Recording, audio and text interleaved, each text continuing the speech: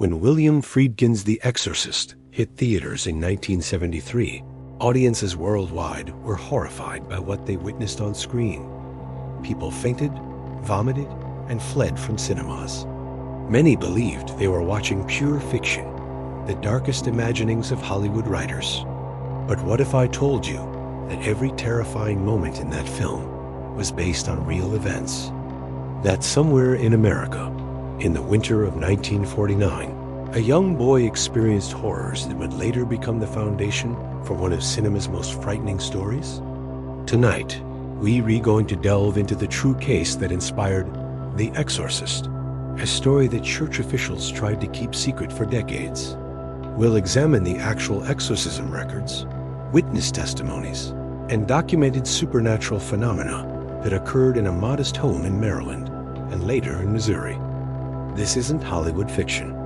This is the real story of Roland Doe, a pseudonym given to protect the identity of a boy whose encounter with evil would forever change how we understand the boundaries between our world and whatever lies beyond. Before we begin this journey into one of America's most documented cases of demonic possession, I want to remind you to subscribe to our channel and hit that notification bell. We bring you the most mysterious, unexplained, and chilling true stories every week.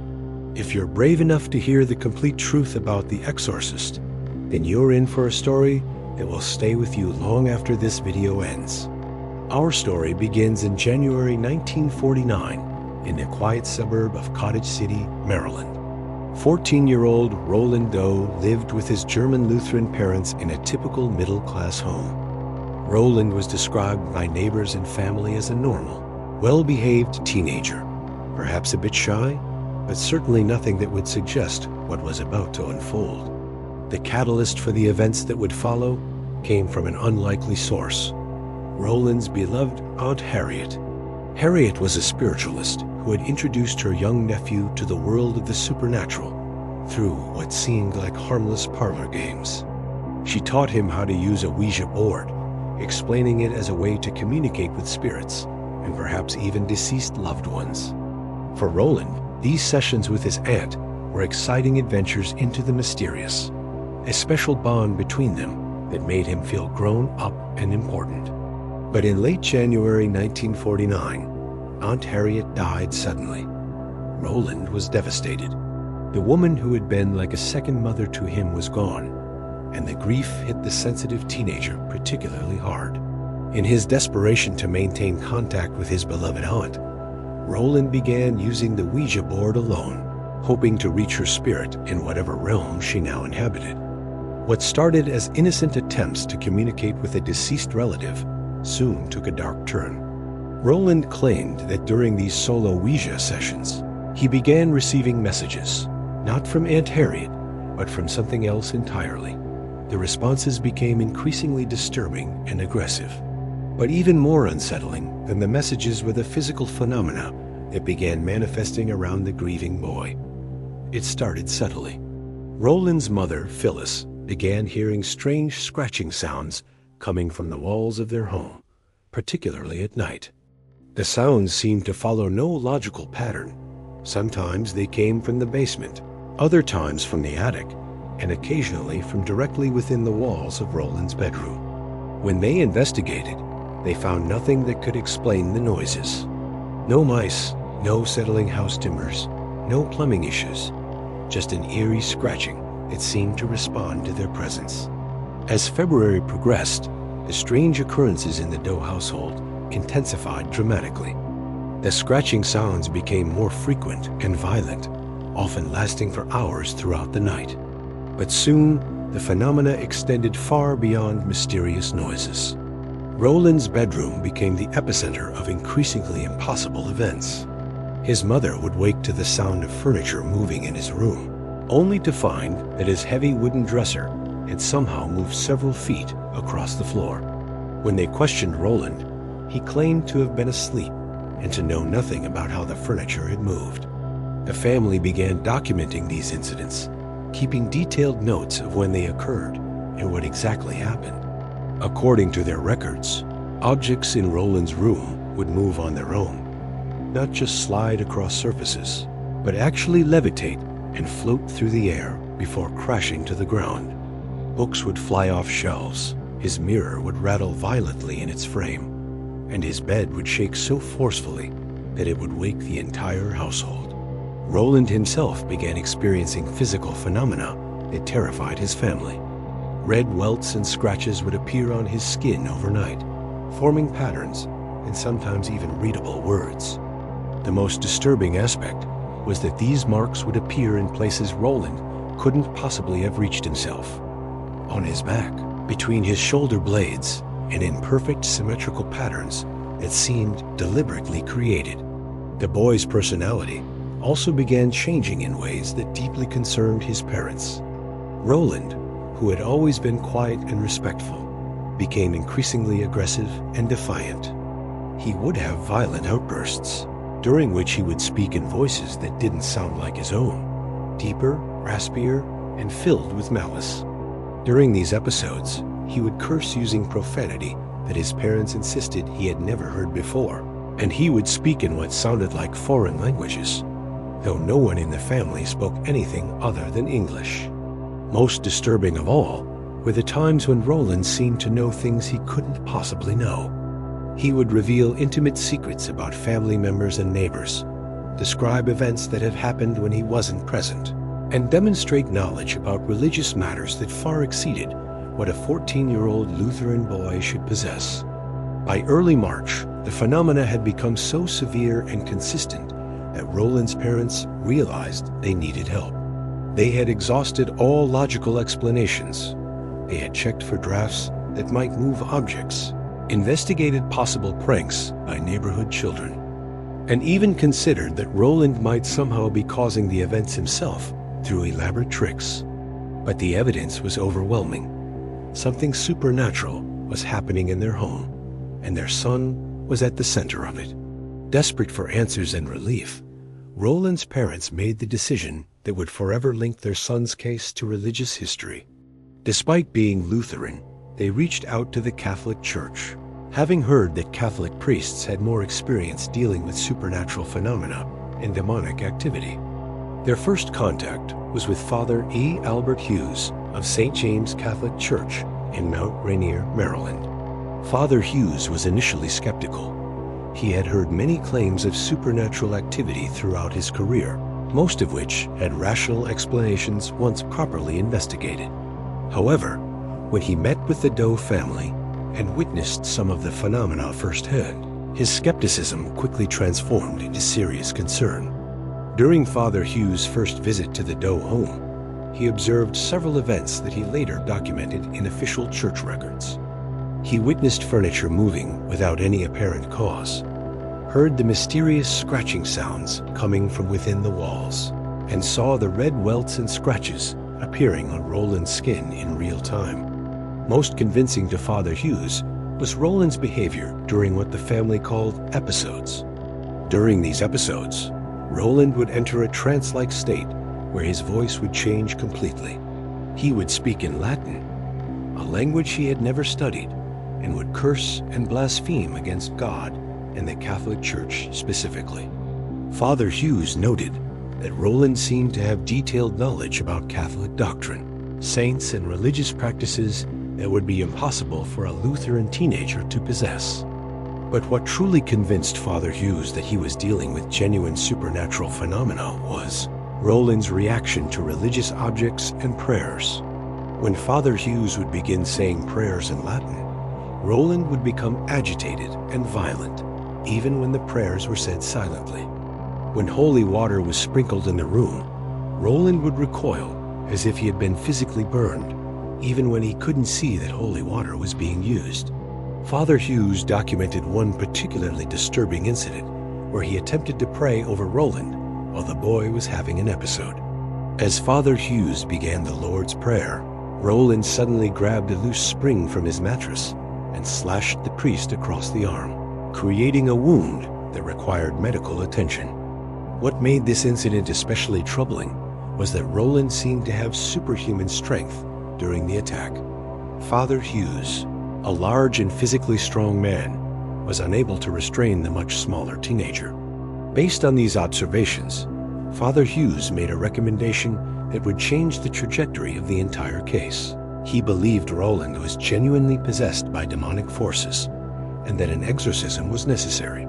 However, he also recognized that this case was beyond his experience and expertise.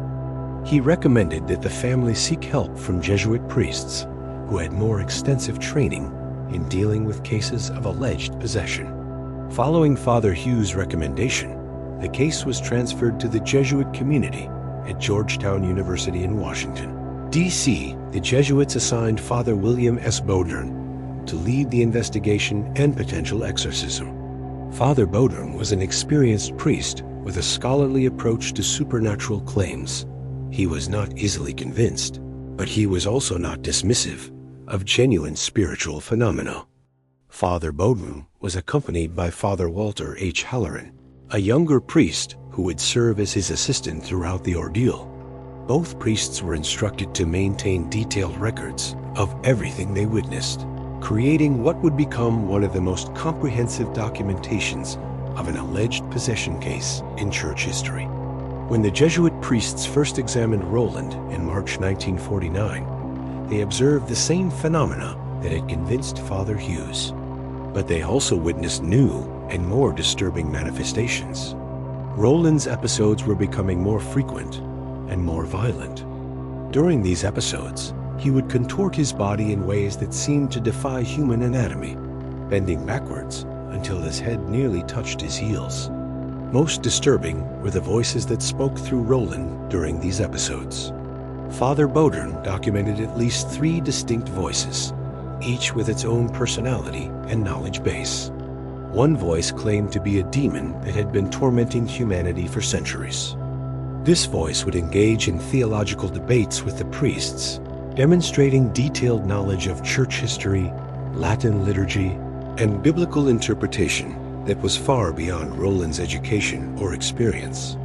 Another voice was more childlike and seemed to be pleading for help, claiming to be Roland's true personality being held prisoner by the demonic entities. This voice would beg the priests to save him and would provide information about Roland's life and family that the priests were able to verify as accurate. The third voice was the most malevolent and frightening. It would threaten the priests, their families, and the Catholic Church itself. This voice would reveal private information about the priests' lives, including embarrassing personal secrets and details about their religious vocations that it should have been impossible for Roland to know. Father Bowdern's records also document numerous instances of what appeared to be supernatural physical phenomena. Objects in Roland's presence would move without any apparent cause. The temperature in his room would drop suddenly and dramatically during episodes. And most notably, words and symbols would appear on Roland's skin, sometimes carved deeply enough to leave permanent scars. The priests documented one particularly significant incident where the word Louis appeared scratched into Roland's chest during an episode. They interpreted this as a message from the demons, indicating that Roland needed to be taken to St. Louis, Missouri, where more experienced exorcists could perform the necessary rituals. This message would prove to be a turning point in the case. As the phenomena continued to escalate, Father Bowdern made the decision to begin preliminary exorcism rituals. However, these initial attempts seemed to make Roland's condition worse rather than better. The episodes became more violent, the voices more aggressive, and the physical manifestations more dangerous. During one attempted exorcism session, Roland broke free from the restraints that had been placed on him and attacked Father Halloran, leaving deep scratches on the priest's arms and chest. The attack was so violent and unexpected that both priests realized they were not adequately prepared for what they were dealing with. It was at this point that Father Bowdern decided to accept what he interpreted as the demon's message. Roland needed to be taken to St. Louis, where the Jesuit community at St. Louis University had more experience with extreme cases of possession. In late March 1949, Roland and his family traveled to St. Louis, Missouri, where they were met by Father Raymond J. Bishop, a Jesuit priest who had been briefed on the case by his colleagues in Washington. Father Bishop had been chosen specifically because of his experience with unusual spiritual cases and his reputation for thorough documentation. Roland was initially housed at the rectory of St. Francis Xavier College Church, where Father Bishop could observe him continuously and begin the formal exorcism process. The change of location seemed to have no effect on the phenomena. If anything, being in a sacred space seemed to intensify the supernatural activity. Father Bishop's records from the St. Louis exorcism provide some of the most detailed and disturbing accounts in the entire case. He documented that Roland's episodes in St. Louis were far more violent and sustained than anything that had been witnessed in Maryland. The sessions would last for hours, during which Roland would alternate between the three distinct personalities that the priests had identified earlier. One of the most remarkable aspects of the St. Louis exorcism was Roland's apparent ability to understand and respond to Latin prayers and rituals, despite having never studied the language. During exorcism sessions, when Father Bishop would recite Latin prayers silently, not speaking aloud, Roland would become agitated and would curse back in fluent Latin, often creating complete sentences with proper grammar and theological content. The physical phenomena in St. Louis were also more dramatic than anything previously witnessed. Father Bishop documented incidents where Roland would levitate above his bed, remaining suspended in the air for several minutes while maintaining rigid, unnatural positions. Heavy furniture in his room would move across the floor during episodes, and religious objects would be thrown around the room with tremendous force. Most disturbing were the physical marks that would appear on Roland's body during the exorcism sessions. Father Bishop documented that words would appear scratched into Roland's skin in real time, often spelling out blasphemous messages or threats against the priests. These marks would appear in areas that Roland couldn't reach himself, and they would form with perfect lettering that suggested supernatural origin. The exorcism sessions in St. Louis continued for several weeks, with Father Bishop performing the full Catholic exorcism ritual multiple times. Each session was a physical and spiritual ordeal for everyone involved. Roland would fight against the prayers with superhuman strength, requiring multiple people to hold him down. His voice would change between the different demonic personalities, each becoming more aggressive as the prayers continued. Father Bishop noted that the demons seemed to be particularly threatened by certain specific prayers and religious objects. The mention of St. Michael the Archangel would send Roland into violent fits, and the presence of holy relics would cause visible physical distress, including what appeared to be burn marks on his skin where the objects came near him. After weeks of intensive exorcism sessions with little apparent progress, Father Bishop decided to attempt a final, more aggressive approach. He arranged for a marathon exorcism session that would continue uninterrupted until either the demons were expelled or they admitted defeat. This final session began on a Monday morning in April 1949 and continued for nearly 3 days straight, with teams of priests taking shifts to maintain constant prayer and ritual. Father Bishop's records indicate that this extended session pushed both Roland and the demons to their absolute limits. During the second day of this marathon exorcism, something unprecedented occurred. According to Father Bishop's documentation, Roland suddenly became calm during one of his most violent episodes. His voice changed to what the priests recognized as his normal teenage voice, and he began describing a vision he was experiencing. Roland claimed to see St. Michael the Archangel appearing in his room, engaged in battle with the demonic entities that had been tormenting him. He described the scene in vivid detail, saying that St. Michael was wielding a flaming sword and commanding the demons to leave in the name of God. As Roland described this vision, the priests noticed that the supernatural phenomena in their room, the moving objects, the temperature changes, the strange sounds, all began to subside. Then, in what Father Bishop described as the most dramatic moment of the entire case, Roland suddenly shouted, "Saint Michael," in a voice that sounded completely normal and healthy. At that exact moment, a tremendous crash was heard throughout the building, as if something heavy had fallen or been thrown with great force. But when the priests investigated, they found nothing displaced or damaged. From that moment forward, Roland's condition began to improve rapidly. The episode stopped completely, the voices disappeared, and no further supernatural phenomena were observed. Roland himself had no memory of most of what had occurred during his possession. He remembered only fragments of the experience, describing it as being trapped in a nightmare from which he couldn't wake up. The priests continued to monitor Roland for several more days, but the improvement appeared to be complete and permanent. After nearly 4 months of torment, Roland Doe was finally free from whatever forces had been controlling him. Roland Doe returned to Maryland with his family in May 1949, and by all accounts, lived a completely normal life thereafter. He never again experienced supernatural phenomena, completed his education, married, had children, and pursued a successful career. The Catholic Church maintained strict confidentiality about his identity, and Roland himself rarely spoke about his experience.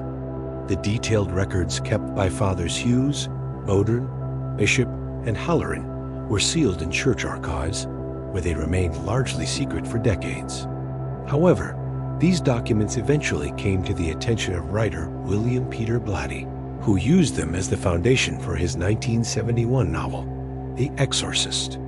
Blatty changed many details to protect Roland's identity and added fictional elements for dramatic effect, but the core events in his story were drawn directly from the priest's documentation.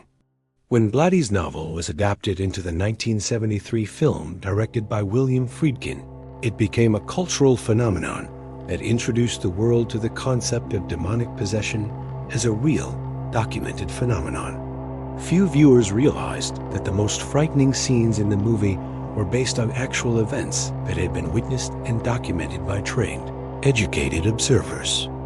The case of Roland Doe remains one of the most thoroughly documented alleged possessions in history. The church records include detailed day-by-day accounts, witness testimonies from multiple priests and family members, and documentation of phenomena that, even today, defies conventional explanation. Whether one believes in supernatural explanations or seeks psychological and medical causes, the Roland Doe case stands as a fascinating example of unexplained phenomena that challenge the witness's understanding of reality itself. It remains a cornerstone case in the study of alleged demonic possession and continues to influence how such cases are investigated, documented by religious authorities. The true story behind The Exorcist is in many ways more frightening than the fiction it inspired, because according to the detailed records kept by multiple credible witnesses, it actually happened.